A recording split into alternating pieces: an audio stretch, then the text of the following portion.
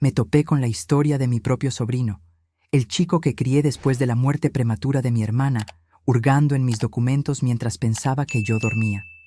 Durante semanas, cámaras que él desconocía captaron sus conversaciones con su esposa sobre cómo transferirme a un lugar más pequeño una vez que obtuvieran la escritura de mi casa. Pero lo que no imaginaban es que esta señora de 70 años tenía un plan de venganza que convertiría a los cazadores en presas sin que se dieran cuenta. Ahora la guerra apenas estaba empezando y ellos ni siquiera sabían que ya habían perdido. Pero antes de continuar, asegúrate de ya estar suscrito al canal y escribe en los comentarios, ¿desde dónde estás viendo este video? Nos encanta saber hasta dónde están llegando nuestras historias. Siempre creí que la familia significaba protección incondicional. Pero esa tarde de octubre, mientras miraba la pantalla de mi celular, toda certeza se derrumbó como un castillo de arena. Allí, en imágenes nítidas transmitidas por la nueva cámara de seguridad que había instalado en secreto, estaba Miguel, mi sobrino de 38 años, el chico que crié como a un hijo desde los 7 años, revisando meticulosamente el cajón donde guardo mis documentos más importantes. Fue como recibir un golpe físico en el estómago. Mi respiración falló por un instante y sentí un escalofrío recorrer mi columna. Miguel no estaba solo. Su esposa Carla lo acompañaba, señalando papeles y susurrando instrucciones que no lograba escuchar del todo en ese momento. Todo empezó 3 semanas antes, cuando noté pequeños cambios en el orden de mis documentos. Al principio, dudé de mi propia memoria. Después de todo, a los 70 años, es natural tener algunos lapsos. Miguel y Carla siempre se aseguraban de comentar amablemente cuando olvidaba cosas pequeñas, como dónde había dejado mis lentes o si había tomado mi medicina para la presión. «Tía Elena, te estás volviendo un poco olvidadiza», solía decir Miguel con una sonrisa comprensiva que ahora me parecía ensayada. «Por eso estamos aquí, para cuidarte». Se habían mudado a mi casa hacía casi un año, después de que Miguel perdiera su empleo por 3ª vez. La propuesta parecía perfecta. Ellos ahorrarían en el alquiler mientras buscaban un nuevo rumbo, y yo tendría compañía en mi casa que se volvía cada vez más silenciosa y vacía. Los recibí con los brazos abiertos, feliz de tener su presencia llenando las habitaciones donde había criado a Miguel después de que mi hermana falleciera en un accidente de auto. La verdad es que nunca tuve hijos propios. Dediqué mi vida a criar a Miguel, renunciando a relaciones y oportunidades que pudieran interferir en nuestro vínculo. Ver a ese niño flacucho y asustado transformarse en un hombre me llenaba de un orgullo que solo una madre podría entender. O al menos eso era lo que pensaba. Fue por casualidad que decidí instalar cámaras de seguridad. Una ola de robos en el barrio me puso nerviosa, y Miguel se ofreció de inmediato para llamar a un técnico. Curiosamente, cuando el técnico llegó, Miguel había salido a una supuesta entrevista de trabajo, y Carla estaba en casa de su madre. Fue el técnico quien me mostró cómo acceder a las imágenes desde el celular, un dispositivo que rara vez usaba más allá de llamadas ocasionales. «Es bastante simple, doña Elena», me explicó pacientemente. «Solo necesita abrir esta aplicación y podrá ver toda la casa en tiempo real». Asentí, fingiendo entender por completo, pero fue solo después de 2 intentos frustrados que realmente dominé el sistema. Esa mañana, mientras tomaba mi café, decidí probar la aplicación de nuevo. Al principio, las imágenes mostraban solo la sala vacía y el pasillo silencioso. Pero entonces oí la puerta principal cerrarse. Miguel había dicho que iría a una entrevista de trabajo. Carla mencionó que pasaría el día en el centro comercial. Sin embargo, allí estaban los dos, moviéndose a escondidas por la casa, como si temieran ser descubiertos. «La escritura tiene que estar aquí», oí a Carla decir mientras ajustaba el volumen del celular. «Elena es demasiado metódica para perder algo así». Metódica. Era como Miguel siempre me describía a los demás. «Mi tía es demasiado metódica». Lo que antes sonaba como un cumplido, ahora se revelaba como una información estratégica. «Mira esto», dijo Miguel, sosteniendo un documento contra la luz. La última tasación pone la casa en casi 700,000. Con ese dinero podríamos empezar de nuevo en otro estado, lejos de todas estas deudas. Sentí que mi corazón se aceleraba. La casa que me tomó 35 años pagar, trabajando como maestra en una escuela pública, ahorrando cada centavo. La casa donde le enseñé a Miguel a leer, donde curé sus rodillas raspadas, donde lo consolé cuando terminó su primer noviazgo. ¿Y qué hacemos con la tía Elena?, preguntó Carla, con la voz más baja, casi culpable. Miguel dudó, y por un momento vi un destello del chico que crié, pero pronto su expresión se endureció. Un apartamento pequeño será suficiente para ella. Con la edad avanzando, es incluso mejor algo más pequeño, más fácil de mantener. Podemos decir que es por su propio bien, que estamos preocupados por su seguridad. ¿Y si se niega?, Carla insistió. Ha mostrado signos de confusión últimamente, respondió Miguel con una naturalidad que me heló. Sería fácil convencer a un médico de que necesita supervisión constante. Ya investigué sobre la interdicción judicial. Interdicción judicial. Las palabras resonaron en mi mente como una campana fúnebre. No querían solo mi casa, querían declararme incapaz, tomar control de mi vida como si fuera una anciana senil. Dejé caer el celular al suelo. Mis manos temblaban demasiado para sostenerlo. Necesité toda mi fuerza para no confrontarlos de inmediato. Algo dentro de mí, tal vez el instinto de supervivencia, me dijo que esperara, observara, recopilara más información. Cuando regresaron, horas después, yo estaba en la cocina preparando galletas, como si nada hubiera pasado. Miguel me besó en la frente como siempre lo hacía. ¿Cómo estuvo tu día, tía?, preguntó con esa falsa dulzura que ahora me parecía venenosa. Tranquilo, respondí, manteniendo mi voz firme. ¿Y la entrevista?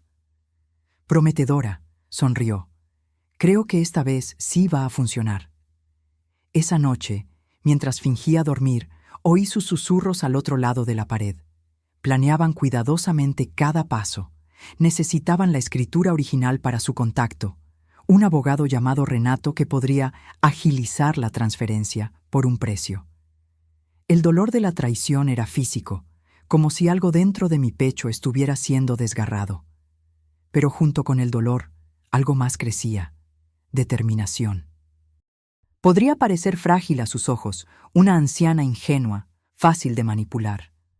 Pero habían olvidado quién era yo, la mujer que enfrentó el sistema educativo por décadas, que crió sola a un chico traumatizado, que sobrevivió a la pérdida de todos los que amaba.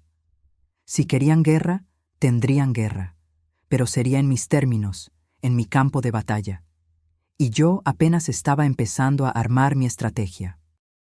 Los siguientes días se transformaron en una extraña obra teatral en la que yo interpretaba el papel de una anciana cada vez más confusa y vulnerable. Era doloroso, pero necesario. Cada pequeño olvido fingido, cada pregunta repetida a propósito, servía como carnada para que Miguel y Carla se sintieran más confiados en su plan. «Tía Elena, ¿te tomaste la medicina para la presión hoy?», preguntaba Miguel con falsa preocupación. «¿Medicina? Ah, sí, creo que me la tomé en la mañana». «¿O fue ayer?», respondía yo, fingiendo confusión mientras observaba el intercambio de miradas entre ellos.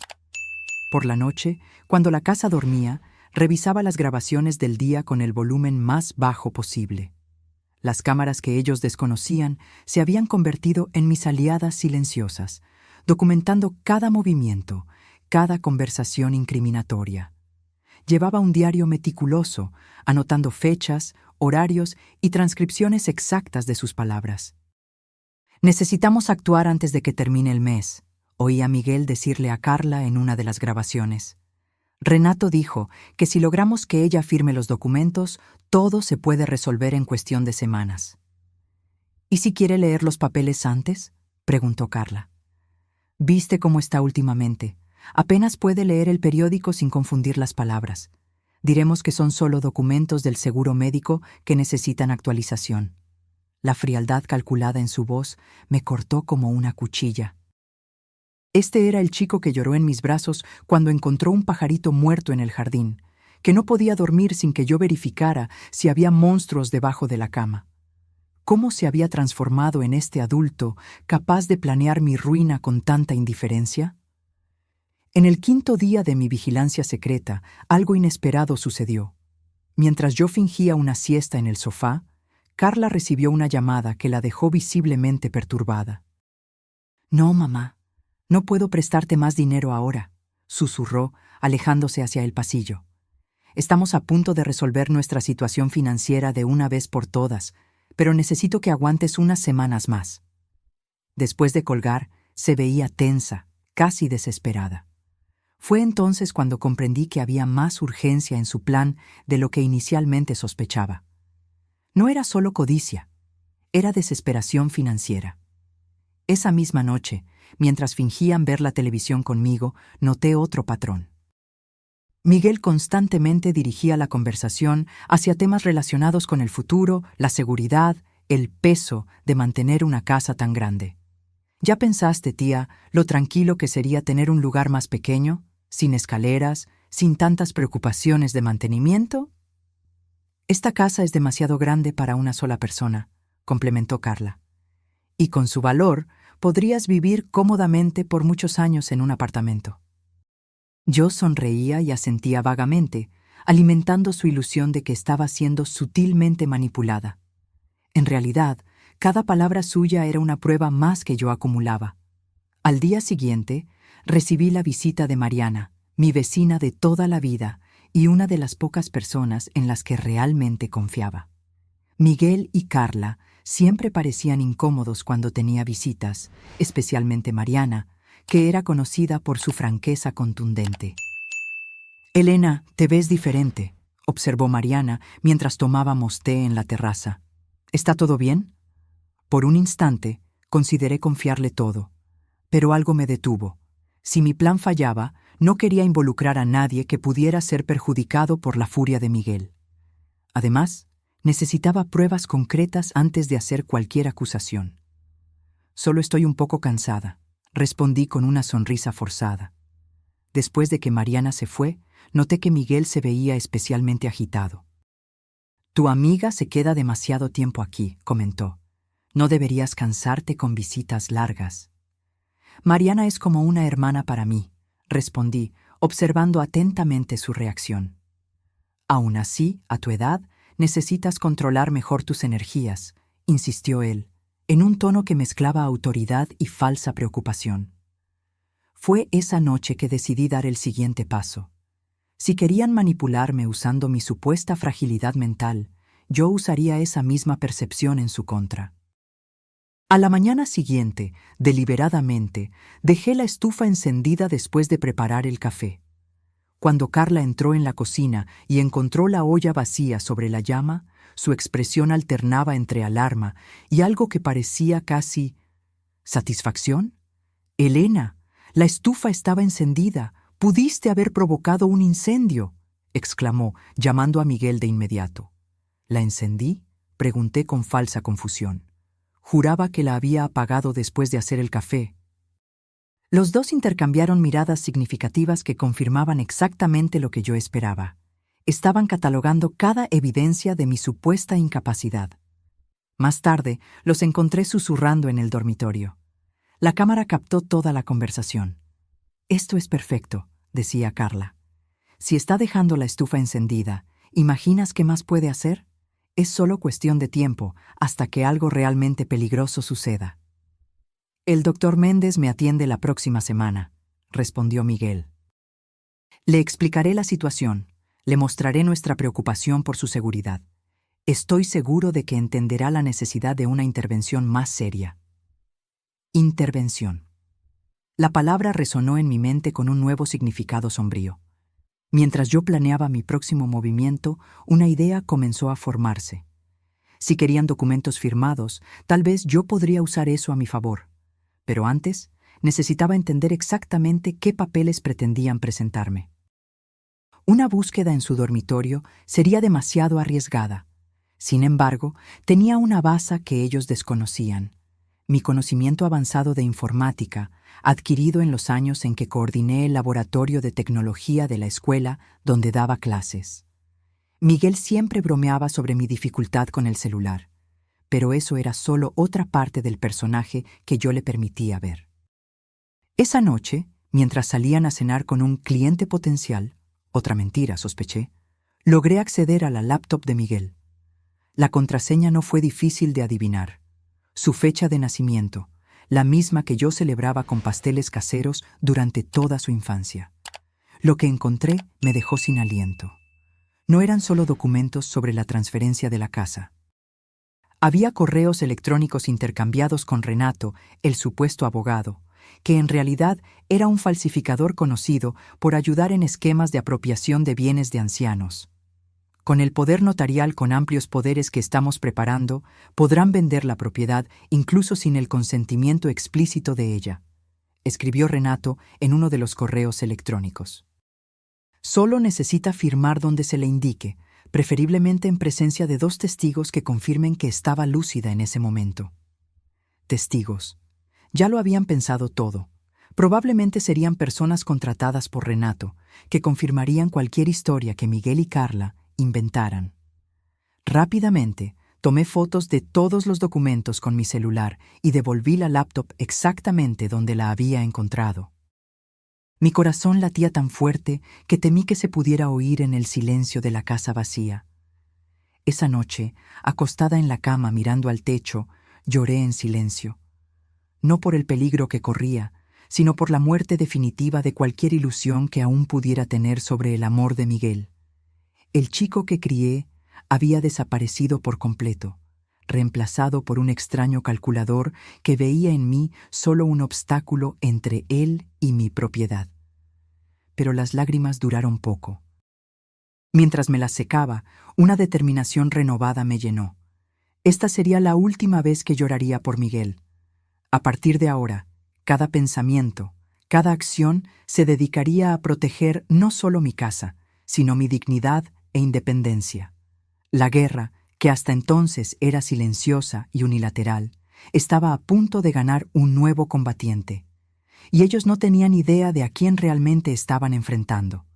La semana que siguió fue un ejercicio de autocontrol que puso a prueba mis límites. Cada sonrisa forzada, cada confusión fingida, cada gesto de aparente fragilidad me costaba un pedazo del alma. Pero sabía que necesitaba mantener el teatro hasta reunir todas las pruebas necesarias. En una mañana de jueves, encontré a Miguel en la sala con una carpeta de documentos sobre la mesa. Su sonrisa era demasiado amplia, sus ojos brillaban con una anticipación mal contenida. El momento que tanto esperaban había llegado. «Buenos días, tía Elena», dijo con falsa jovialidad. «Traje algunos papeles importantes que necesitamos organizar». «¿Papeles?», pregunté, inclinando la cabeza como si estuviera confundida. «¿Qué tipo de papeles, querido?» «Nada del otro mundo», aseguró, gesticulando para que me sentara a su lado. «Solo algunos documentos del seguro médico y actualizaciones de registro. Cosas para garantizar que estés bien protegida». Protegida. La ironía de la palabra no se me escapó. Me senté lentamente, observando cómo Carla apareció casualmente en la sala, como si no estuviera esperando ansiosamente este momento. «Mira, tía», continuó Miguel, abriendo la carpeta y mostrando páginas y páginas de texto legal denso. «Son solo formalidades. Solo necesitas firmar aquí, aquí y aquí». Señaló con el dedo pequeños X marcados en varias páginas. «¿Puedo leerlo antes?», pregunté, tomando los lentes deliberadamente despacio. Vi el rápido intercambio de miradas entre ellos. Esa simple pregunta no estaba en el guión que habían planeado. «Claro, tía», respondió Miguel con una risa nerviosa. «Pero son solo términos legales aburridos y complicados. No tienes que preocuparte por eso». Aún así, insistí con voz frágil. Mi padre siempre decía que no se debe firmar nada sin leerlo. La mención de mi padre, un hombre que Miguel nunca conoció, fue calculada para crear una conexión emocional, algo que pudiera disminuir sus sospechas. Son muchas páginas, Elena, intervino Carla con impaciencia mal disimulada. Te tomaría horas leer todo eso, y el correo cierra a las 4. ¿El correo?, pregunté, levantando las cejas. Sí, respondió Miguel rápidamente. Necesitamos enviarlo hoy para no perder el plazo de la renovación del seguro. Otra mentira. Yo sabía exactamente lo que contenían esos documentos. Un poder notarial con amplios poderes que le permitiría a Miguel disponer de todos mis bienes, incluyendo la venta de la casa, sin necesidad de mi consentimiento posterior. ¿Sabes?, comencé, mirando las páginas con expresión pensativa. Creo que sería bueno pedir la opinión de Mariana sobre esto. Ella trabajaba en una firma de abogados antes de jubilarse. El rostro de Miguel se puso visiblemente pálido. No hay necesidad de molestar a tu amiga con asuntos tan triviales, tía, dijo, su voz ahora tensa. Son solo renovaciones de seguro. Aún así, insistí. Mariana siempre me ayuda con documentos. Ella tiene mejores ojos que yo para las letras pequeñas. Tía Elena, intervino Carla, su paciencia claramente agotándose. Estos documentos tienen que ser enviados hoy. No tenemos tiempo para consultar a Mariana ni a nadie más. Yo los observaba atentamente, notando cómo la desesperación comenzaba a aparecer en pequeños signos. La frente sudada de Miguel, el golpeteo nervioso de los dedos de Carla en la mesa, la respiración cada vez más acelerada de ambos. Está bien, cedí finalmente, viendo el alivio inmediato en sus rostros. Confío en ustedes, mis queridos. ¿Dónde debo firmar? Miguel rápidamente volteó las páginas, señalando los lugares marcados. Con manos a propósito temblorosas, tomé la pluma que él me ofrecía. Pero en lugar de firmar mi nombre completo como siempre lo hacía, dibujé una firma ilegible, completamente diferente de la habitual. «Listo», anuncié con una sonrisa inocente. «Espero que esté todo bien». Miguel tomó los papeles deprisa, apenas mirando las firmas. Su ansiedad por finalizar esa etapa del plan le impidió notar la inconsistencia. Carla, sin embargo, lanzó una mirada rápida a la última página antes de que Miguel la guardara. Por un instante, vi la duda en sus ojos, pero no dijo nada. «Perfecto, tía», sonrió Miguel, cerrando la carpeta. «No tienes que preocuparte por nada más. Nosotros nos encargaremos de todo de aquí en adelante». «Son tan buenos conmigo», respondí con falsa gratitud. «No sé qué sería de mí sin ustedes». Se miraron con expresiones de triunfo mal disimulado. En sus mentes, la victoria estaba garantizada. Lo que no sabían es que esa firma inválida era solo el primer movimiento de mi contraataque. En cuanto salieron, supuestamente para enviar los documentos por correo, llamé de inmediato al doctor Paulo, mi médico de hace más de 20 años. Una semana antes, previendo que necesitaría probar mi capacidad mental, ya había agendado una consulta completa con él. «Doctor Paulo», habla Elena Nogueira, «necesito adelantar esa evaluación que agendamos. Para hoy, si es posible». «¿Elena? ¿Sucedió algo?» «Sí, doctor, y necesito su ayuda más que nunca». En 2 horas, yo estaba en su consultorio, relatando toda la situación mientras él escuchaba con una seriedad creciente. Después de terminar mi relato, me sometió a una batería completa de pruebas cognitivas. «Elena», dijo finalmente, «no hay absolutamente ningún signo de declive cognitivo o demencia incipiente. Tu mente está tan lúcida como la de una persona de mediana edad». «¿Y puede documentar esto oficialmente?», pregunté. «No solo puedo, sino que lo haré de inmediato», respondió. Su indignación profesional era evidente. «Y también te daré el contacto de un colega que es abogado especializado en derecho de los ancianos. Lo que tu sobrino está intentando hacer constituye un delito de abuso contra una persona mayor, además de intento de estafa». Salí del consultorio con un informe médico detallado que atestaba mi plena capacidad mental y un nuevo aliado en mi batalla silenciosa. Mientras esperaba el taxi para regresar a casa, llamé a otro número que había guardado cuidadosamente. Una agencia de detectives privados recomendada por la hija de Mariana. Necesito documentar un caso de intento de apropiación indebida y posible falsificación de documentos, expliqué cuando me contestaron. Y necesito que se haga con absoluta discreción. La voz al otro lado fue profesional y directa. ¿Puede venir a nuestra oficina mañana a las 10 de la mañana? ¿Traer toda la documentación y evidencia que ya tiene? Allí estaré, confirmé. Cuando regresé a casa, Miguel y Carla ya habían vuelto.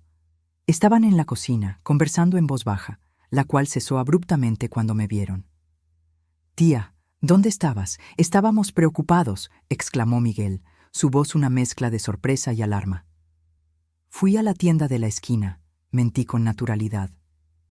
«Tenía ganas de comer esas galletas de canela que saben que me encantan».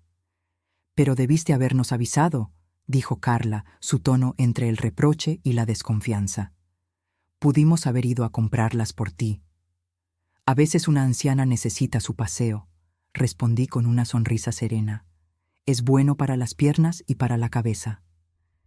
Esa noche, mientras fingía ver mi programa favorito en la televisión, observaba a Miguel y Carla de reojo. Había una nueva confianza en sus movimientos, una certeza de que su plan estaba en marcha y sería exitoso. No sabían que mientras celebraban su supuesta victoria, yo estaba montando meticulosamente el cerco que los acorralaría. Antes de dormir, revisé las cámaras de nuevo. Como esperaba, estaban en el dormitorio, conversando animadamente. «Renato dijo que el poder notarial es perfecto», decía Miguel. «En una semana podemos poner la casa a la venta sin que ella se entere». «¿Y la firma?» Parecía un poco extraña, preguntó Carla. «Dijo que eso no importa mucho. Lo importante es que tenemos testigos que pueden confirmar que firmó voluntariamente». «¿Y después? ¿A dónde la llevamos?» «Hay una casa de retiro a 2 horas de aquí. No es lujosa, pero es limpia y segura. Con el dinero de la venta podemos pagar años de estadía por adelantado». Casa de retiro. El término sonó como una sentencia de prisión. No era solo mi casa lo que querían tomar. Era mi libertad, mi independencia, mi dignidad. Esa noche, acostada en la cama, mirando al techo, tomé una decisión definitiva. No habría clemencia en mi respuesta. La guerra que ellos iniciaron terminaría con una derrota completa y absoluta para los traidores que un día llamé familia. La oficina de la agencia de detectives privados era discreta, ubicada en el 3er piso de un edificio comercial en el centro de la ciudad. Logré salir de casa esa mañana inventando una consulta médica de rutina, una excusa que Miguel y Carla aceptaron sin dudar, convencidos de que cualquier problema de salud mío solo beneficiaría sus planes.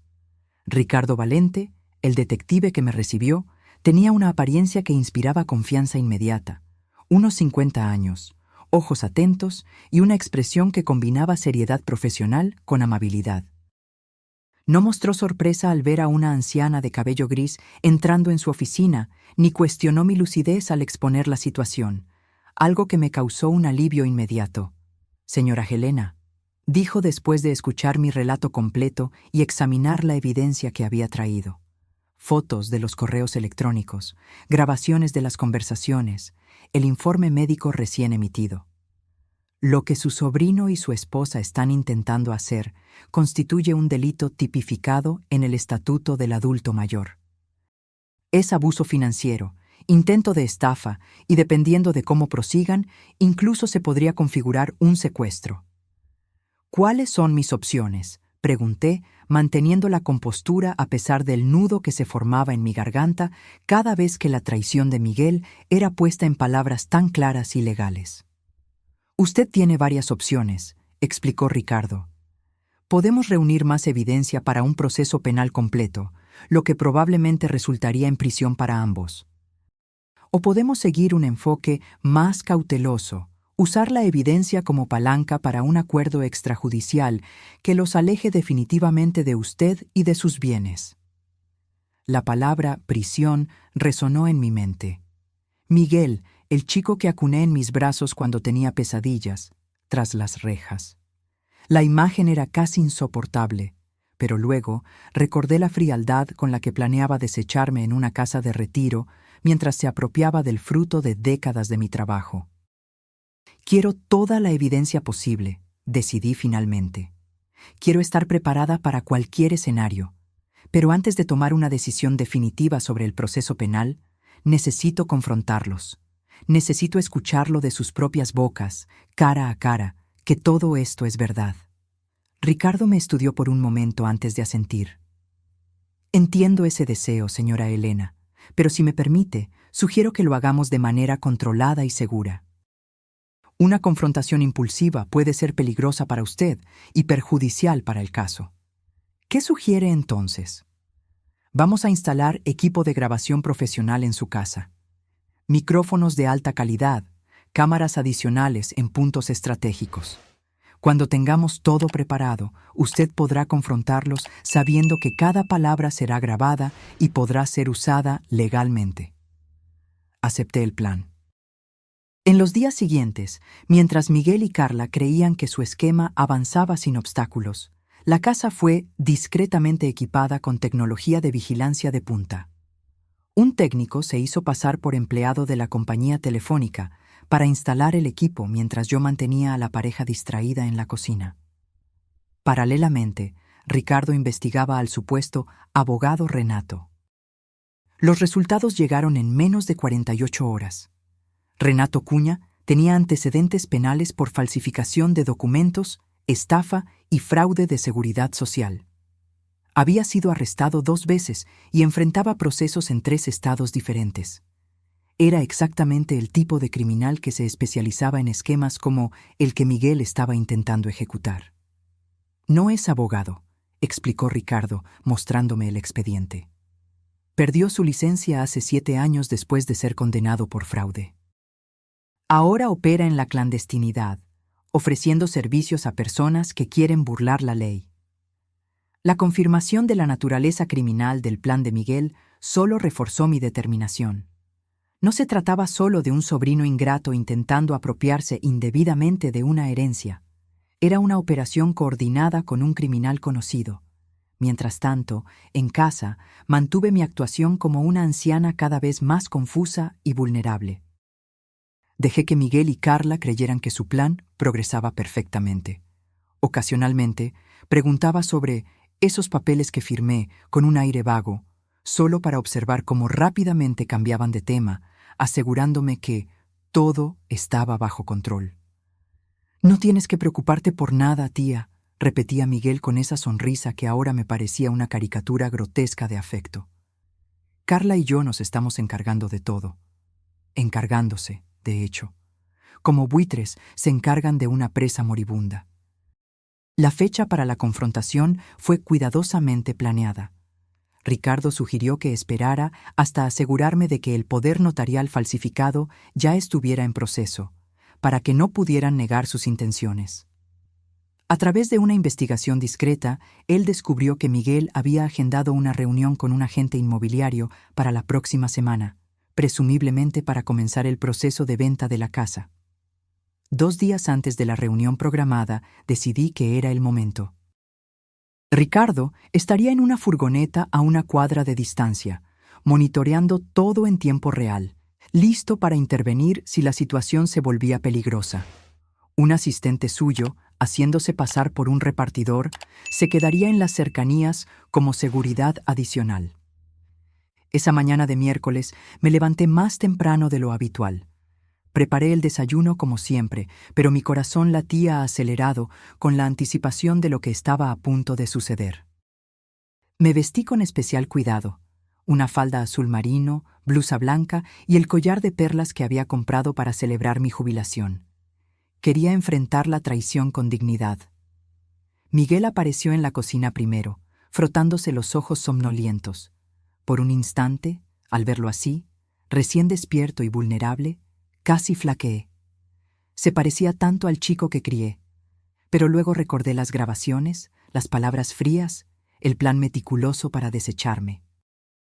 «Buenos días, tía», sonrió, aceptando la taza de café que le ofrecí. «¿Te levantaste temprano hoy?» «Sí», respondí con calma. Tenemos asuntos importantes que discutir. Algo en mi tono debió haberlo alertado, porque vi un breve destello de preocupación cruzar su rostro antes de que recompusiera la expresión. ¿Asuntos importantes? ¿Sobre qué? Sobre la venta de mi casa, respondí directamente, observando cómo la taza le tembló ligeramente en las manos. Y sobre la casa de retiro donde planean meterme después. El silencio que siguió fue denso, casi palpable. Miguel se congeló, la taza suspendida en el aire, los ojos muy abiertos en un shock genuino. En ese momento, Carla entró en la cocina, captando solo el final de mi frase. «¿Qué está pasando aquí?», preguntó ella, su mirada saltando nerviosamente entre Miguel y yo. Justamente le estaba explicando a Miguel que sé sobre su plan. Respondí con la misma calma deliberada. «Sé sobre Renato, el falsificador que contrataron. Sé sobre el poder notarial fraudulento. Sé sobre la reunión con el agente inmobiliario agendada para el viernes». El rostro de Carla se puso visiblemente pálido. Buscó apoyo en el mostrador de la cocina, como si sus piernas de repente hubieran perdido la fuerza. «Tía, estás confundida», intentó Miguel, recuperándose del shock inicial. «No sé de qué estás hablando». «No me mientas, Miguel», repliqué, mi voz finalmente revelando una fracción del dolor y la rabia que había estado suprimiendo por semanas. «Tengo grabaciones de todas sus conversaciones. Sé exactamente cuánto les está cobrando Renato por sus servicios. Sé que planean declararme mentalmente incapaz si me resisto». Carla le lanzó una mirada acusadora a Miguel. «Dijiste que las cámaras ya no funcionaban». «Y no funcionaban», protestó él, levantándose abruptamente. «Yo mismo apagué el sistema». «No ese sistema», aclaré. «El nuevo, que mandé a instalar en secreto después de darme cuenta de que estaban hurgando en mis documentos». El caos emocional que siguió fue casi doloroso de presenciar. Miguel alternaba entre negaciones desesperadas, acusaciones de que yo estaba delirando, y finalmente, cuando se dio cuenta de que realmente lo sabía todo, intentos patéticos de justificar sus acciones. «No lo entiendes, tía», suplicó, ahora de rodillas a mi lado. «Estamos completamente endeudados. Tu casa podría darnos un nuevo comienzo, y tú tendrías toda la comodidad en un lugar más pequeño, más adecuado para tu edad». «No mientas», interrumpí, mi voz cortante como el acero. «No insultes mi inteligencia fingiendo que esto era por mi bien. Querían robar lo que construí con décadas de trabajo honesto. Querían desecharme como un objeto inútil». Carla, siempre más práctica, rápidamente se dio cuenta de la gravedad de la situación. «¿Qué planea hacer ahora?», preguntó directamente. «¿Llamar a la policía?». La pregunta flotó en el aire como una nube cargada. Miguel levantó los ojos hacia mí, el pánico evidente en cada línea de su rostro. En ese momento, yo tenía el poder absoluto sobre su destino, y todos lo sabíamos. «Eso depende enteramente de ustedes», respondí finalmente. «Tengo evidencia suficiente para un proceso penal que los enviaría a ambos y a Renato a la cárcel por varios años. Falsificación de documentos, intento de estafa, abuso contra un adulto mayor. La lista de delitos es considerable». El rostro de Miguel se retorció en una expresión de terror puro. «Por favor, tía», suplicó. «Sé que nos equivocamos, pero soy tu sobrino, el chico que criaste. ¿De verdad serías capaz de mandarme a la cárcel?». La pregunta me golpeó con fuerza, despertando recuerdos que había intentado mantener distantes durante todo este proceso. Miguel a los 7 años, llorando por su madre fallecida. Miguel en su primer día de escuela, sosteniendo mi mano con fuerza. Miguel graduándose, abrazándome con lágrimas en los ojos, diciéndome que yo era la mejor madre que podría haber tenido. Pero luego otras imágenes se superpusieron. Miguel discutiendo fríamente sobre meterme en un asilo accesible. Miguel riéndose con Carla sobre mi supuesta confusión mental. Miguel conspirando con un criminal para robar mi casa mientras yo aún vivía en ella. «El chico que crié», respondí lentamente. Murió en el momento en que decidió que mi vida valía menos que esta propiedad. Ya no eres ese niño, Miguel. Eres un adulto que tomó decisiones conscientes, y las decisiones tienen consecuencias. Las palabras parecieron golpearlo físicamente. Se encogió, como si hubiera recibido un golpe real. Pero les voy a ofrecer una alternativa a la prisión, continué. Tienen exactamente 48 horas para irse de esta casa. Solo se llevarán sus pertenencias personales, nada de electrodomésticos, muebles o cualquier otro artículo que haya sido comprado con mi dinero. Nunca más intentarán contactarme, por ningún medio. Renunciarán formalmente a cualquier reclamo sobre mis bienes, ahora o después de mi muerte. Y si intentan violar cualquiera de estos términos, toda la evidencia que poseo será entregada de inmediato a las autoridades. El silencio que siguió fue interrumpido solo por el sonido distante del tráfico en la calle. Miguel y Carla se miraron. La realidad de su situación finalmente se consolidó. No había escapatoria, no había forma de manipular o engañar su camino para salir de esta trampa que ellos mismos habían creado. «Estamos de acuerdo», respondió finalmente Carla, su tono derrotado. «Nos iremos en 48 horas». Miguel solo asintió, incapaz de mirarme a los ojos. Esa misma tarde, Ricardo regresó con los documentos legales que habíamos preparado con antelación. Una renuncia formal a cualquier derecho sobre mis bienes, una confesión de las actividades fraudulentas que quedaría bajo custodia segura para ser usada solo si ellos violaban nuestro acuerdo, y una orden de alejamiento que impediría cualquier contacto futuro. ¿Estás segura de esto?, Ricardo preguntó mientras observábamos a Miguel y Carla firmar los documentos con manos temblorosas. Intentaron cometer crímenes graves contra usted. Nadie la cuestionaría si decidiera llevarlos ante la justicia. Miré a Miguel, ahora un hombre derrotado y disminuido, tan diferente del chico lleno de vida que un día había sido. «Estoy segura», respondí. «La prisión no me devolvería los años de confianza, ni curaría la herida de la traición. Prefiero simplemente seguir adelante, sabiendo que estoy protegida de futuros intentos». Los siguientes 2 días fueron un extraño limbo de silencios incómodos y actividad frenética. Miguel y Carla empacaban sus cosas, moviéndose por la casa como fantasmas. Ocasionalmente, capté sus miradas. La de Miguel, algo que podría ser remordimiento; la de Carla, solo un resentimiento amargo. En la mañana estipulada, estaban listos para irse.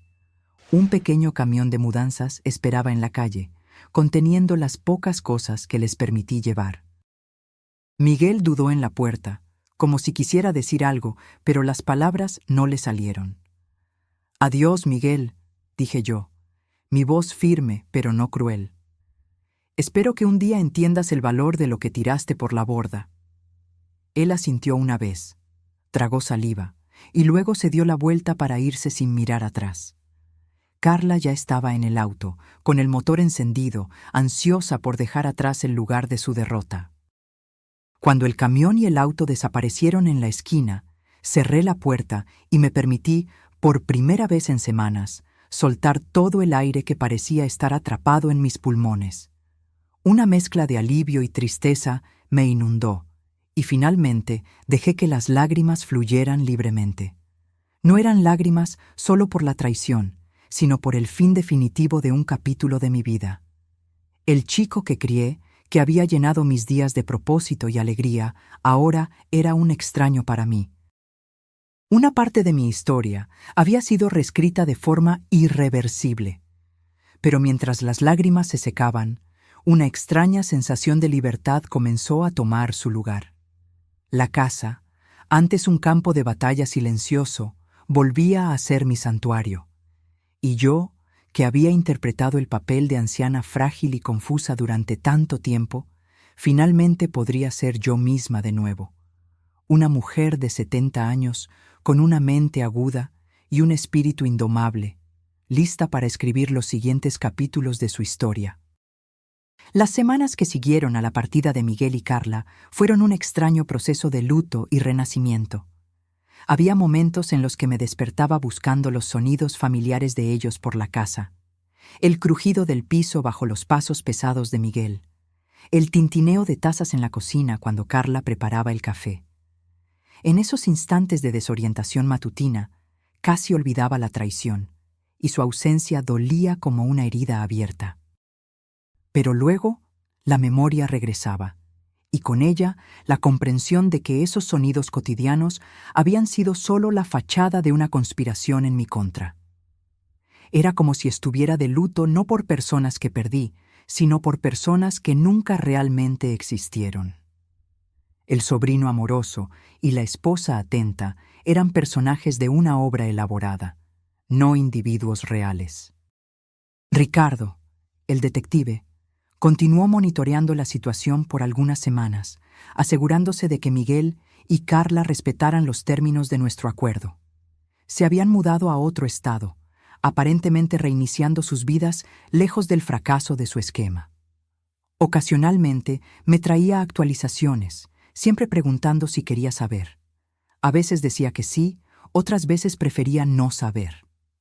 Están manteniendo la distancia, como prometieron, me informó Ricardo en su última visita profesional.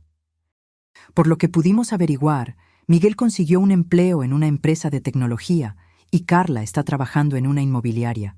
Irónicamente, ahora vende casas para otras personas en lugar de intentar robar la suya. Asentí, absorbiendo la información con una mezcla de alivio y una punzada de algo que no podía nombrar completamente. No era exactamente tristeza. Tal vez era solo la sensación de finitud que acompaña al cierre definitivo de un capítulo importante de la vida. ¿Y qué hay de Renato?, pregunté, refiriéndome al falsificador que había sido cómplice en el esquema. En cuanto a él, tengo noticias interesantes, sonrió Ricardo por primera vez ese día. La información que recopilamos durante nuestra investigación fue suficiente para que la policía obtuviera una orden de arresto. Fue detenido la semana pasada, sorprendido infraganti, intentando aplicar un golpe similar a otro adulto mayor. Parece que su caso fue solo uno en una larga serie de fraudes que venía orquestando. Había una cierta justicia poética en esa noticia. Aunque yo había optado por no llevar a Miguel y Carla a las últimas consecuencias legales, el verdadero criminal profesional estaba enfrentando la justicia. Mariana, mi vecina y amiga de toda la vida, se convirtió en mi ancla en esos días de transición.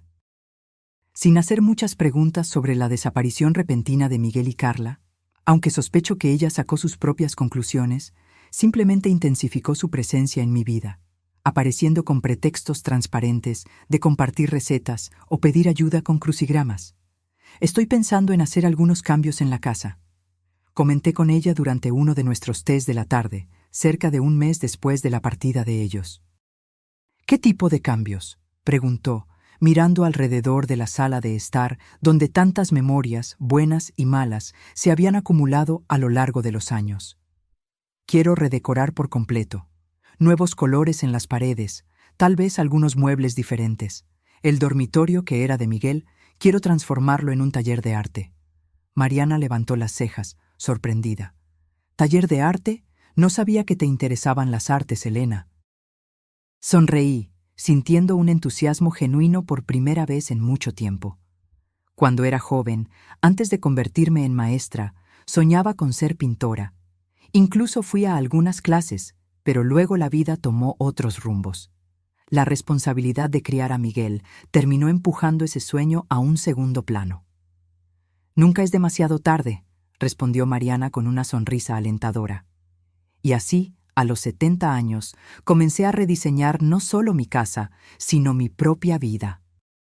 El dormitorio que antes le pertenecía a Miguel fue completamente transformado. Las paredes, antes de un azul oscuro que él había elegido en la adolescencia, fueron pintadas de un blanco luminoso. La cama dio paso a una mesa grande, caballetes y estanterías para materiales de pintura. La ventana, que él siempre mantenía con las cortinas cerradas, ahora permanecía abierta, dejando entrar la luz natural que tanto necesitaba para mi nuevo pasatiempo. Fue durante la remodelación que encontré, escondida en el fondo de un armario, una pequeña caja con recuerdos de la infancia de Miguel. Fotografías de él a un niño, boletas de calificaciones con notas excelentes, un pequeño trofeo de un concurso de ciencias, tarjetas del Día de las Madres. Aunque yo no fuera su madre biológica, él siempre me hacía regalos en esa fecha. Sentada en el suelo del dormitorio semivacío, hojeé esas memorias con un nudo en la garganta. Cómo ese chico dulce, inteligente y aparentemente agradecido se había transformado en el adulto calculador que intentó destruirme. ¿En qué momento su camino se desvió tan drásticamente? ¿Había sido mi culpa de alguna manera? Tal vez lo había consentido demasiado, o tal vez no lo había preparado adecuadamente para las dificultades de la vida adulta. Esas preguntas me atormentaron por semanas. Hasta que, durante una de mis nuevas clases de pintura, sí, me había inscrito en un curso para adultos mayores en el centro comunitario, encontré una respuesta inesperada a través de la profesora Lucia. El arte no se trata de controlar el resultado, explicaba ella mientras nos mostraba técnicas de acuarela. Podemos plantar las semillas, preparar el lienzo, elegir los colores, pero al final, el agua y el pigmento seguirán sus propios caminos. Hay algo profundamente humilde en aceptar que no todo está bajo nuestro control. Esas palabras, destinadas a enseñarnos sobre la acuarela, iluminaron algo mucho más profundo en mí. Yo había hecho lo mejor que pude con Miguel. Había plantado las mejores semillas que conocía, preparado el terreno con amor y dedicación. Pero al final, sus elecciones de adulto eran suyas, moldeadas por influencias y decisiones que estaban fuera de mi control. Esta comprensión no borró el dolor de la traición, pero ayudó a disipar la carga de culpa que yo llevaba en silencio. No había sido mi falla como madre sustituta lo que causó la transformación de Miguel. Él había tomado sus propias decisiones, seguido sus propios caminos oscuros. La primavera llegó, trayendo consigo nuevos comienzos literales para el jardín trasero que había descuidado en los últimos años.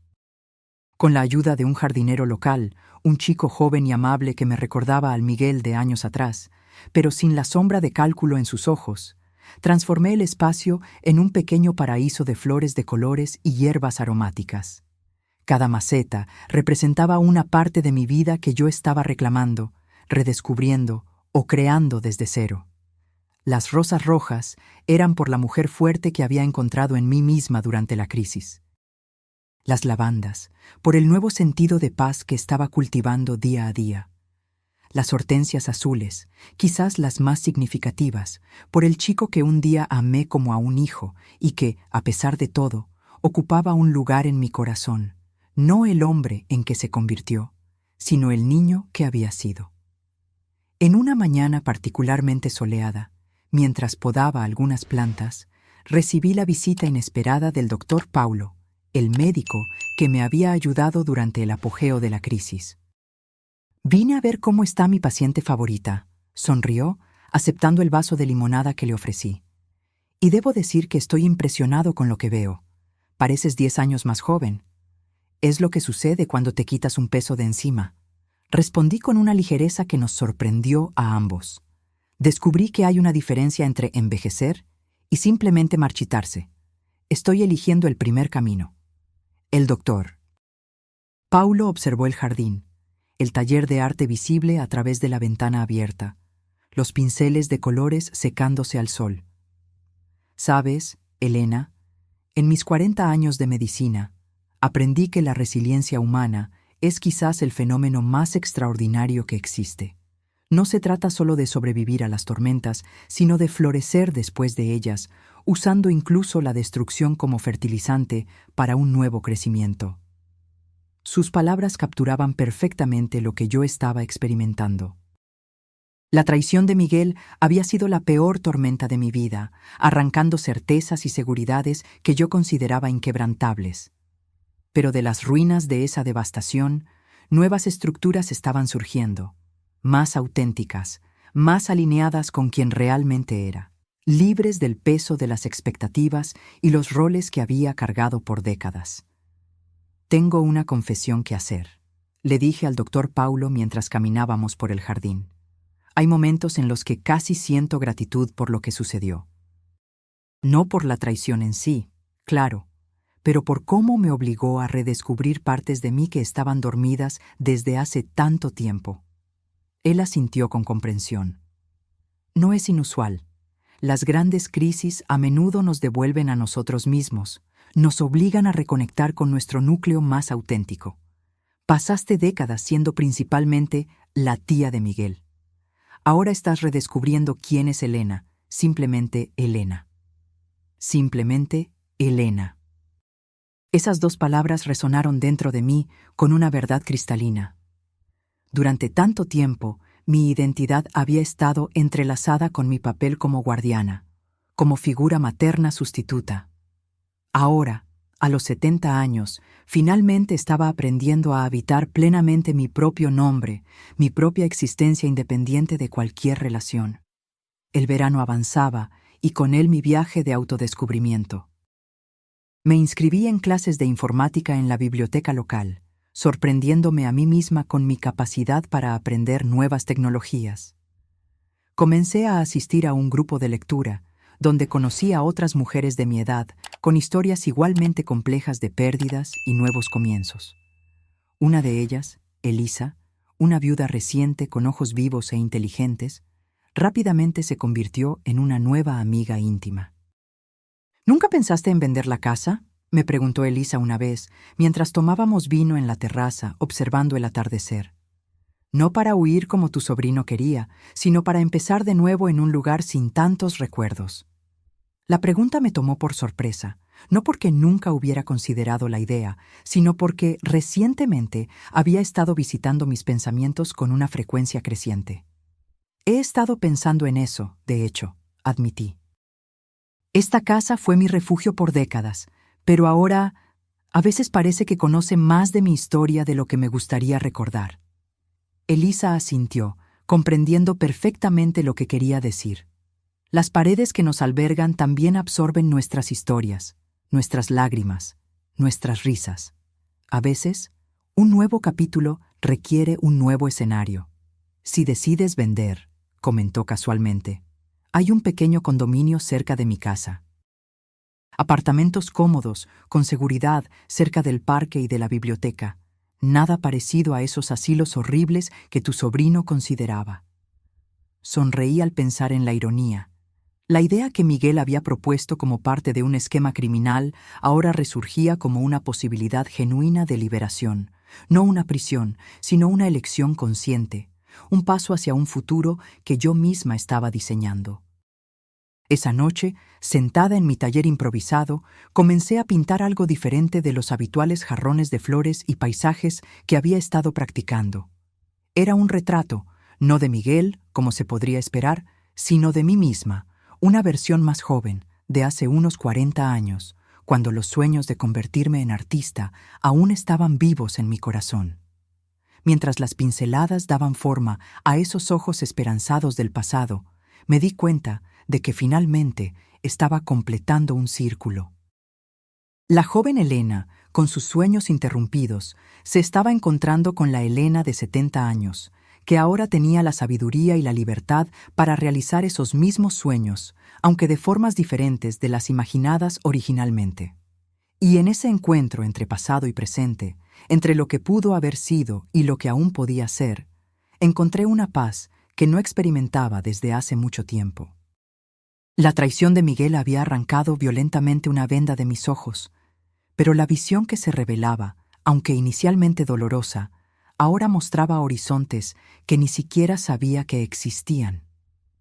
El otoño llegó con una explosión de colores dorados y rojos que parecía reflejar las transformaciones internas que yo venía experimentando. Las hojas de los árboles en el patio trasero, antes verdes y vigorosas, ahora se despedían con una belleza melancólica, recordándome que todo final también contiene la semilla de un nuevo comienzo. Fue en esa estación de transiciones naturales que tomé mi decisión. Vendería la casa, no por miedo o por huida, sino como un acto deliberado de cierre y renovación. La propiedad que Miguel había codiciado tanto sería transformada no en un instrumento de su codicia, sino en un trampolín para mi libertad reinventada. ¿Estás segura de esto, Elena?, preguntó Mariana cuando le compartí mi decisión. Estábamos en la cocina, el lugar que siempre había sido el corazón de la casa, donde tantas conversaciones importantes habían tenido lugar a lo largo de las décadas. Nunca he estado tan segura, respondí, sorprendiéndome a mí misma con la firmeza en mi voz. Esta casa cumplió su propósito. Fue un hogar maravilloso por muchos años, un refugio seguro cuando más lo necesitaba, pero ahora representa más pasado que futuro. El proceso de preparar la casa para la venta fue un viaje emocional en sí mismo. Cada habitación exigía decisiones sobre qué guardar, qué donar, qué simplemente desechar. Cada objeto llevaba recuerdos, algunos dulces, otros ahora manchados por la traición de Miguel. En el dormitorio que había sido de él, encontré un álbum de fotografías escondido en el fondo de una estantería. Sentada en el suelo, hojeé lentamente las imágenes capturadas a lo largo de décadas. Miguel en su primer día de escuela, sosteniendo mi mano con nerviosismo. Miguel adolescente, orgulloso junto a un proyecto de ciencias premiado. Miguel adulto, en su graduación universitaria, con el brazo alrededor de mí, ambos sonriendo a la cámara. Esas fotografías parecían contar la historia de una familia feliz y unida, tan diferente de la realidad sombría que se había revelado. Por un momento, consideré tirar el álbum, eliminar esas evidencias de una felicidad que ahora parecía haber sido solo una ilusión, pero algo me lo impidió. No todo es mentira. Me dije a mí misma, pasando los dedos sobre una foto particularmente conmovedora de Miguel niño, dormido en mi regazo después de un largo día de juegos. Hubo amor verdadero aquí, incluso si el final fue diferente de lo que esperaba. Decidí guardar algunas fotografías seleccionadas en una pequeña caja, no para atormentarme, sino para honrar la verdad completa de mi historia, las alegrías y los dolores, los triunfos y las traiciones. El resto del álbum fue donado junto con otros artículos que no me acompañarían en esta nueva fase. El agente inmobiliario que contraté, irónicamente, por recomendación de Elisa y no por imposición de estafadores, quedó impresionado con la ubicación y el estado de conservación de la casa. Señora Elena, propiedades como la suya son raras en el mercado hoy en día, explicó él durante nuestra primera reunión. Bien ubicada, en un barrio tranquilo, con este jardín encantador, no tengo dudas de que recibiremos varias ofertas rápidamente. ¿Y cuál sería el valor aproximado?, pregunté, curiosa por saber si Miguel al menos había acertado en su tasación codiciosa. El valor que el agente mencionó casi me hizo ahogarme con mi té. Era significativamente superior al que Miguel y Carla habían discutido en sus conversaciones secretas. La ironía no se me escapó. Si hubieran sido pacientes, si simplemente hubieran esperado mi muerte natural en lugar de intentar despojarme en vida, habrían heredado una fortuna aún mayor de lo que imaginaban. A medida que la noticia de que estaba vendiendo la casa se extendió por el barrio, comencé a recibir visitas de antiguos vecinos y amigos, muchos de los cuales se habían alejado durante el período en que Miguel y Carla vivieron conmigo. Solo entonces me di cuenta de cómo su presencia me había aislado gradualmente de mi red social, otro aspecto calculado de su estrategia para volverme vulnerable y dependiente. «Te extrañamos en las reuniones de la Asociación de Vecinos», comentó el señor Roberto, un vecino de toda la vida. «Tu sobrino siempre decía que estabas indispuesta o demasiado cansada para participar». Mencionaba frecuentemente que tenías problemas de memoria, agregó su esposa Teresa, con preocupación genuina. Nos sentimos aliviados al ver que eso parece haber sido exagerado. Estas revelaciones, aunque dolorosas, fueron piezas importantes en el rompecabezas que yo aún armaba sobre la extensión de la manipulación de Miguel. Él no solo había intentado aislarme físicamente, sino que también había construido cuidadosamente una narrativa pública sobre mi supuesto declive mental, preparando el terreno para que nadie cuestionara cuando eventualmente me declarara incapaz. La casa se vendió sorprendentemente rápido. En menos de un mes, recibí una oferta que superó mis expectativas. Los compradores eran una joven pareja con 2 niños pequeños, exactamente el tipo de familia que yo esperaba que pudiera crear nuevas y alegres memorias entre esas paredes. Esta casa merece las risas de los niños de nuevo, comenté con Mariana cuando finalizamos la venta. Con el dinero de la venta, compré un apartamento cómodo en el condominio que Elisa había mencionado. Un espacio moderno, bien iluminado, con seguridad las 24 horas y una amplia terraza donde podría seguir cultivando algunas plantas y practicando mi pintura. El resto del valor fue invertido cuidadosamente para garantizar mi estabilidad financiera en los años venideros. La mudanza ocurrió en un día soleado de finales de otoño. Mientras los profesionales contratados cargaban los muebles y las cajas que había decidido conservar, me permití un último paseo solitario por la casa vacía, despidiéndome de cada habitación. En el dormitorio que había sido de Miguel, ahora completamente despojado de su presencia, me detuve por más tiempo. Las paredes, recientemente pintadas de blanco para la venta, parecían un lienzo en blanco, al igual que mi futuro ahora se presentaba ante mí. Adiós, susurré al espacio vacío, no solo despidiéndome de la habitación, sino también, finalmente, del chico que había amado como a un hijo y del hombre en que se había transformado. En la cocina, donde tantos desayunos habían sido preparados, tantas conversaciones compartidas, tantas lágrimas secretamente derramadas, pasé la mano por el mostrador de granito una última vez. Gracias, murmuré a las paredes silenciosas, por haber sido un refugio cuando lo necesitaba, por haber sido testigo de mi historia, tanto en los momentos alegres como en los dolorosos. Cuando finalmente cerré la puerta principal por última vez y le entregué las llaves al nuevo propietario, sentí una ligereza inesperada. La casa que Miguel había intentado arrebatarme a través del engaño y la manipulación, yo ahora la dejaba voluntariamente, transformando lo que habría sido una derrota en un acto de poder y autodeterminación. Los primeros días en el nuevo apartamento fueron una mezcla de desorientación y emoción. Todo era diferente. Los sonidos, las vistas desde la ventana, la disposición de las habitaciones. Pero había algo profundamente liberador en esa novedad. Cada objeto que desembalaba, cada cuadro que colgaba en las paredes recién pintadas, cada decisión sobre dónde colocar un mueble era un acto de recreación de mi espacio y, por extensión, de mí misma. Una mañana, unas 2 semanas después de la mudanza, recibí un correo inesperado. El sobre, con letra manuscrita que no reconocí de inmediato, contenía una carta breve y un pequeño objeto metálico que cayó en mi mano cuando abrí el papel. Era la llave antigua de la casa, la que le había dado a Miguel cuando cumplió 18 años. Un símbolo de que, no importaba a dónde la vida lo llevara, siempre tendría un hogar al que regresar. Junto con la llave había una nota simple. Tía Elena, no espero tu perdón, ni merezco tu tiempo. Solo quería devolverte algo que ya no me pertenece, quizás nunca me perteneció. Me enteré de la venta de la casa. Espero que tu nuevo hogar te traiga la paz que intenté robarte del antiguo. Miguel. Me senté en el sillón cerca de la ventana, sosteniendo esa pequeña llave que llevaba tanto peso simbólico. No había dirección de remitente en el sobre, ninguna forma de responder incluso si quisiera.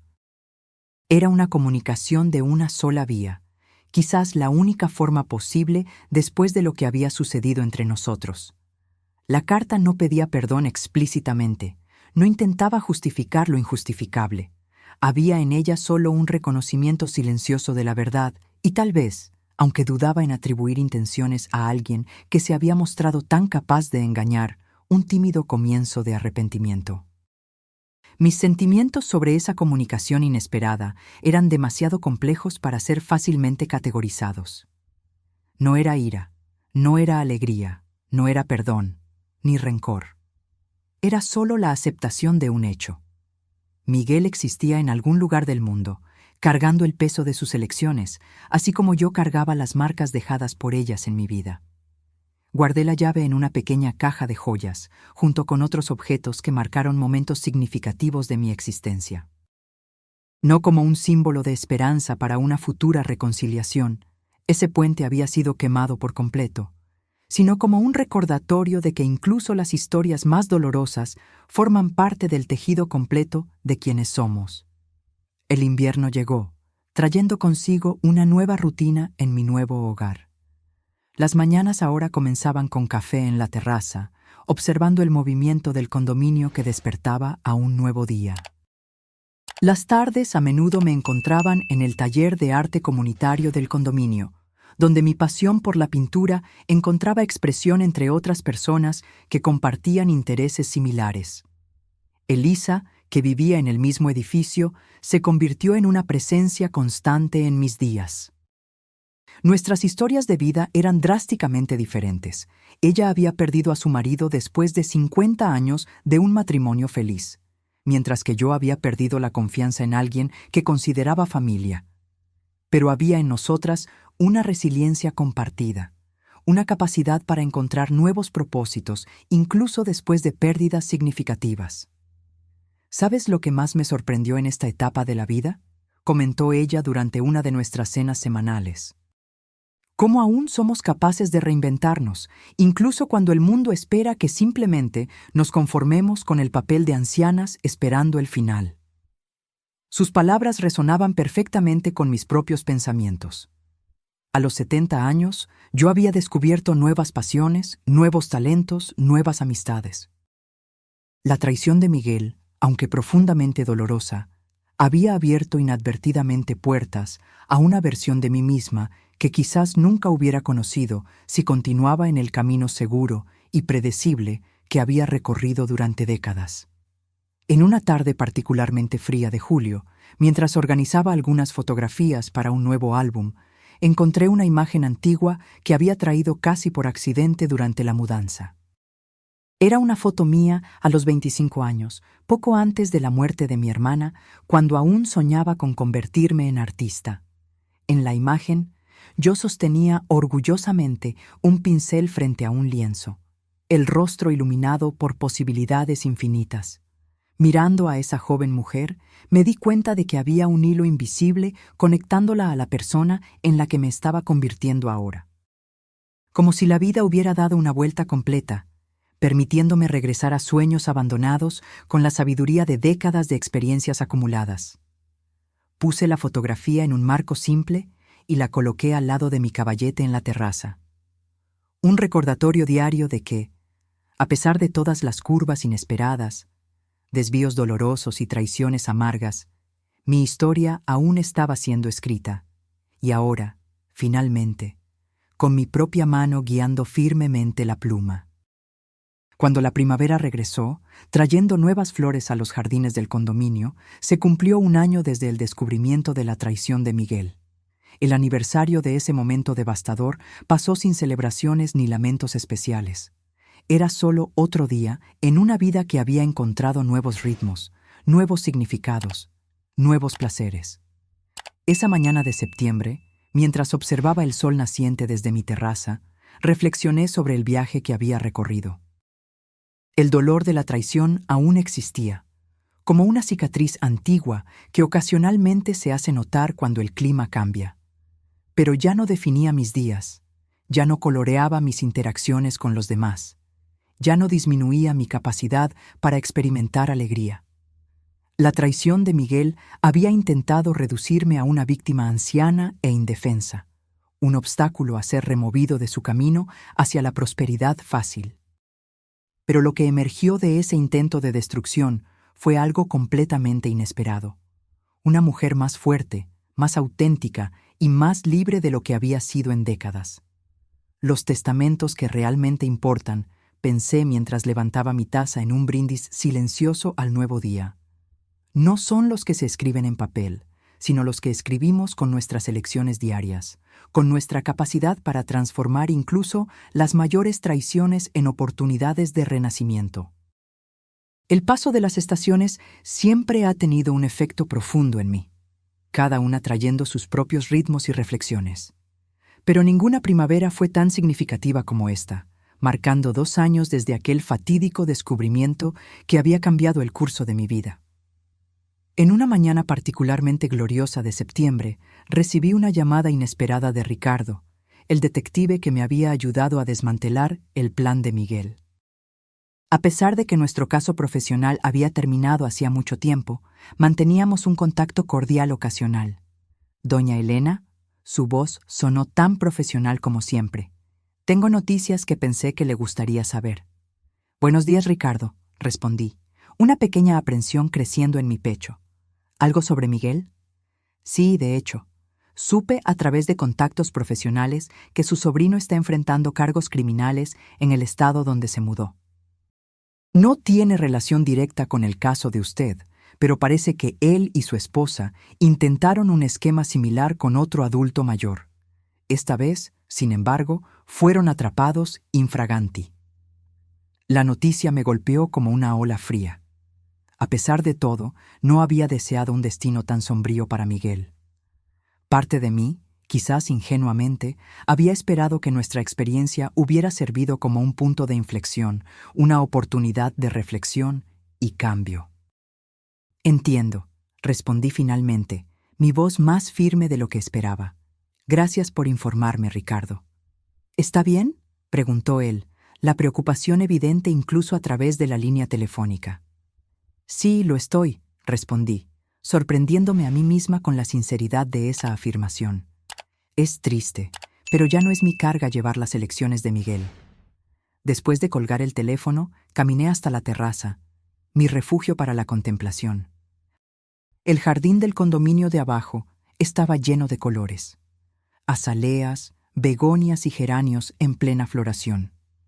La vida continuaba su ciclo implacable de renovación, indiferente a los dramas humanos que se desarrollaban. La noticia sobre Miguel despertó recuerdos y emociones que yo creía haber procesado por completo, pero me di cuenta de que algunas heridas, aunque cicatrizadas, nunca desaparecen por completo. No era dolor lo que sentía, ni ira renovada, solo una melancolía distante, como mirar un álbum de fotografías de una vida que ya no era la mía. Esa tarde, durante mi clase de pintura en el centro comunitario, trabajé en un lienzo que había empezado semanas antes, un paisaje del jardín visto desde mi terraza. Pero algo había cambiado en mi enfoque.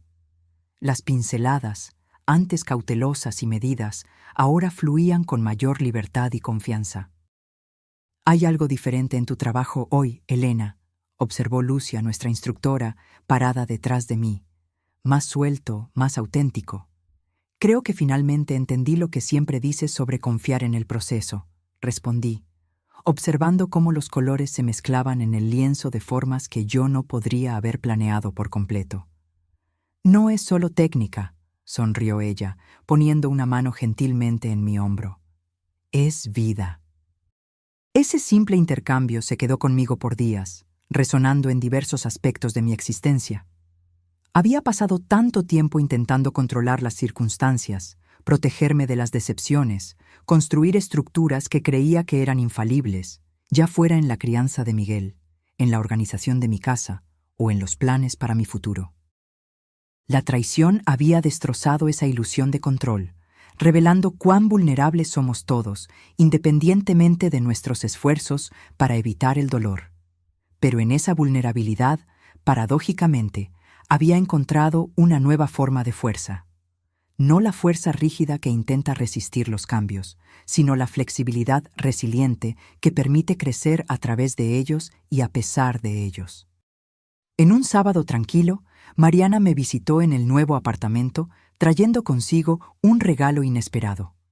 Un álbum con fotografías antiguas del barrio donde yo había vivido por décadas, incluyendo varias imágenes de mi antigua casa en diferentes épocas.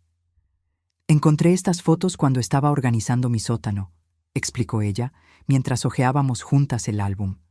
«Pensé que te gustaría tener un registro visual de la historia de ese lugar». Las fotografías mostraban mi casa en diferentes estaciones y décadas, cubierta de nieve en un invierno particularmente riguroso en los años 90, con el jardín delantero explotando en colores durante una primavera en los años 2000, una imagen particularmente conmovedora de la fachada decorada para Navidad, cuando Miguel aún era un niño. Fue una casa bien vivida, comenté, sintiendo una ola de gratitud reemplazar la nostalgia que podría haber surgido. Y ahora está viviendo de nuevo, respondió Mariana. Pasé por allí el otro día. Los nuevos propietarios plantaron girasoles a lo largo de toda la cerca. Los niños instalaron una casa en el árbol en ese viejo roble del patio trasero. La imagen me hizo sonreír.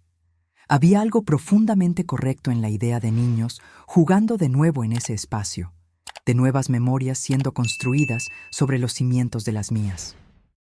¿Sabes lo que más me impresiona de ti, Elena?, continuó Mariana, cerrando el álbum suavemente. ¿Cómo transformaste una de las peores experiencias posibles en un nuevo comienzo? Muchas personas se habrían dejado consumir por la amargura. Hubo momentos de amargura, admití, días en los que la traición parecía haber contaminado cada recuerdo feliz que tenía con Miguel. Pero me di cuenta de que permitir eso sería darle a él un poder sobre mí que ya no merecía tener. La visita de Mariana despertó en mí el deseo de revisar ciertos recuerdos que había mantenido deliberadamente a distancia. Esa noche, abrí la pequeña caja donde guardaba algunas fotografías seleccionadas de Miguel. Imágenes de los momentos genuinos que habíamos compartido, antes de que la codicia y la desesperación lo transformaran en alguien que ya no reconocía. Mirando esas fotografías, me di cuenta de que había encontrado una forma de paz con esa parte de mi historia. No perdón. Algunas traiciones van más allá de lo perdonable, sino una aceptación que me permitía integrar esa experiencia al tejido completo de mi vida sin que ella definiera quién era yo. A la mañana siguiente, recibí un correo electrónico inesperado del centro comunitario donde asistía a las clases de pintura. Estaban organizando una pequeña exposición con trabajos de los estudiantes y habían seleccionado 2 de mis lienzos para ser exhibidos. Estamos especialmente interesados en su serie Renacimientos, escribió la coordinadora, refiriéndose a los paisajes que había pintado de la vista desde mi terraza a lo largo de las 4 estaciones. Tienen una cualidad contemplativa que resuena con muchos de nuestros visitantes. La noticia me llenó de una alegría casi infantil. A los 72 años, estaba a punto de participar en mi primera exposición de arte, un sueño que había abandonado 5 décadas antes, cuando asumí la responsabilidad de criar a Miguel. La exposición fue un evento modesto, pero significativo para todos los involucrados. El centro comunitario transformó su vestíbulo principal en una pequeña galería, con iluminación adecuada y etiquetas profesionales que identificaban cada obra y artista. Vestida con un atuendo simple pero elegante, un conjunto azul marino que Elisa me había ayudado a elegir, caminé nerviosamente entre los visitantes en la noche de la inauguración.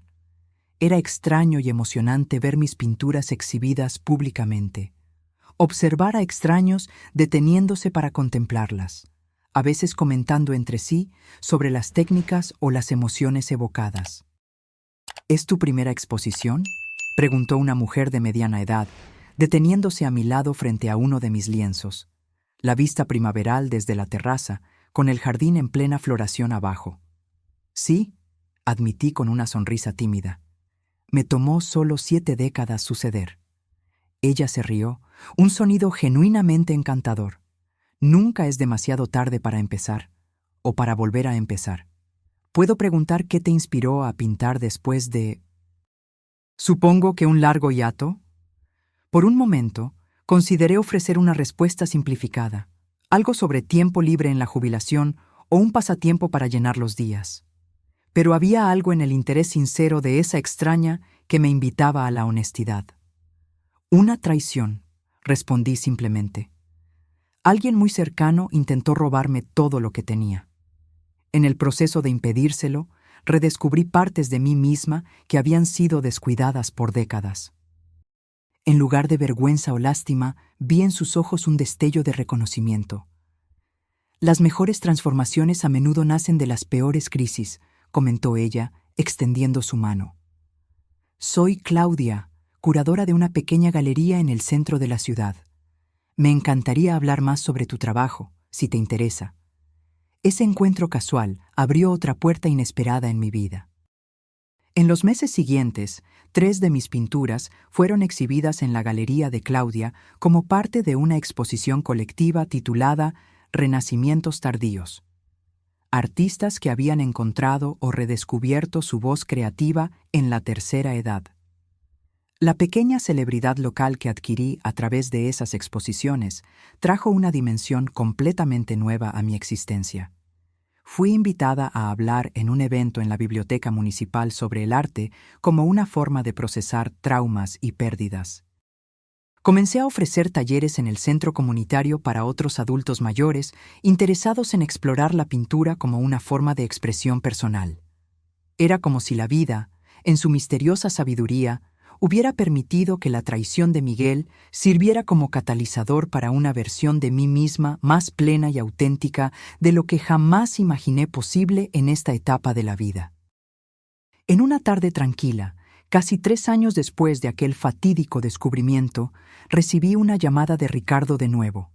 Su voz tenía una cualidad diferente esta vez, más suave, menos profesional. Doña Elena, la llamo para informarle que su sobrino fue condenado en el caso que mencioné anteriormente.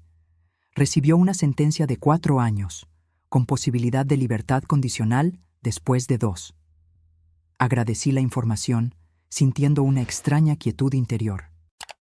No había satisfacción vengativa en la noticia, solo la constatación de que las consecuencias finalmente habían alcanzado a Miguel de una manera que yo había elegido no imponer. ¿Aún piensa en él?, preguntó Ricardo, abandonando momentáneamente su habitual reserva profesional. A veces, admití, no como alguien que forma parte de mi vida actual, sino como un personaje importante en una historia que ayudó a moldear quién soy hoy. Después de colgar, caminé hasta el pequeño taller de arte que había creado en un rincón de la sala de estar.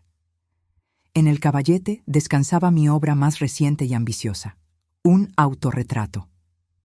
No la imagen de una anciana frágil que Miguel había intentado construir, ni la joven soñadora de las fotografías antiguas, sino la mujer en la que me había convertido, serena pero fuerte, marcada por las experiencias, pero no definida por ellas, con ojos que habían visto tanto traición como belleza, y, aún así, permanecían abiertos y alertas a las posibilidades que cada nuevo día ofrecía. Añadí algunas pinceladas finales, destacando la luz en los ojos de la figura en el lienzo. Había algo profundamente satisfactorio en crear mi propia imagen, en definir cómo me veía y cómo quería ser vista. Esa noche, sentada en la terraza bajo un cielo estrellado, reflexioné sobre el viaje inesperado que la vida me había proporcionado. El intento de robarme no solo bienes materiales, sino también dignidad y autonomía, me había devuelto paradójicamente a mí misma de formas que jamás podría haber anticipado. La casa que Miguel tanto codició se había transformado en el trampolín para una libertad que yo no sabía que necesitaba. El dinero que él planeaba usar para confinarme había financiado alas que me permitían explorar nuevos horizontes. La identidad que él había intentado disminuir había florecido en expresiones artísticas que ahora tocaban otras vidas. Era una transformación que desafiaba cualquier guión predecible. La pretendida víctima había emergido no solo como sobreviviente, sino verdaderamente renacida. La traición concebida para destruirme había roto inadvertidamente los capullos de la conformidad y el hábito en los que yo misma me había encerrado a lo largo de décadas. Mientras el cielo nocturno esparcía su magnificencia sobre mí, sonreí al pensar en la profunda ironía de todo esto. Miguel había tramado para apropiarse del testamento material que yo podría dejar un día. Pero el verdadero testamento, ese que yo estaba creando día tras día a través de mis elecciones, mi arte, mi capacidad para transformar incluso el dolor más profundo en belleza y significado, ese era algo que nadie jamás podría robarme. Y ese legado verdadero, me di cuenta con creciente claridad, no estaba hecho de ladrillos o cuentas bancarias, sino de momentos de coraje, de pinturas que capturan la luz de forma singular, de conexiones genuinas con amigos como Elisa y Mariana, de talleres donde compartía con otros la sabiduría duramente ganada sobre el renacimiento y la resiliencia. La traición de Miguel, en su intento de borrar mi poder y mi dignidad, me había ayudado paradójicamente a descubrir una verdad fundamental, que incluso en las situaciones más sombrías, cuando aquellos que deberían protegernos se convierten en nuestros depredadores, aún conservamos el poder sagrado de elegir cómo responderemos, cómo integraremos esas experiencias a nuestra historia continua, cómo transformaremos incluso la desconfianza más amarga en un testamento de fuerza y renovación. A medida que la noche avanzaba y las primeras luces del amanecer comenzaban a insinuarse en el horizonte, sentí una profunda gratitud por la mujer en la que me había convertido. No a pesar de la traición, sino en parte por ella. El testamento de la desconfianza se había transformado en un legado de autenticidad, coraje y alegría redescubierta que nadie jamás podría falsificar o robar. Ahora, si te gustó esta historia, haz clic en este próximo video que aparece en pantalla, porque en él la historia de traición y cambio es como nunca la has visto antes.